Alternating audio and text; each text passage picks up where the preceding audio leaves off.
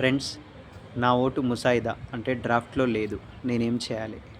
ఈ డౌట్ చాలామందికి వస్తుంటుంది. అత్యంత సహజంగా వస్తుంటుంది.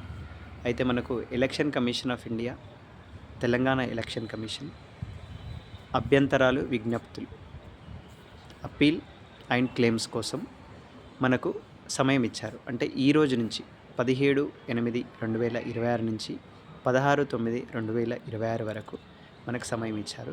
ఈలోపు మీరు దగ్గరలో ఉన్న బిఎల్ఓలను సంప్రదించి సరియైన ఆధారాలు చూపించి వారికి సబ్మిట్ చేస్తే కనుక మీ ఓటు ముసాయిదాలో ఉంటుంది.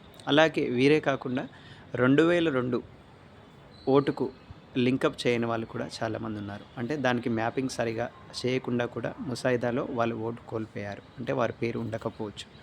దీనికి అధికారులు ఏం చేశారంటే వారికి నోటీసులు పంపించడం జరిగింది. సో వారికి కూడా సమయం ఉన్నది. వారికి 17/8/2026 నుంచి అక్టోబర్ 15 వరకు ఉన్నది.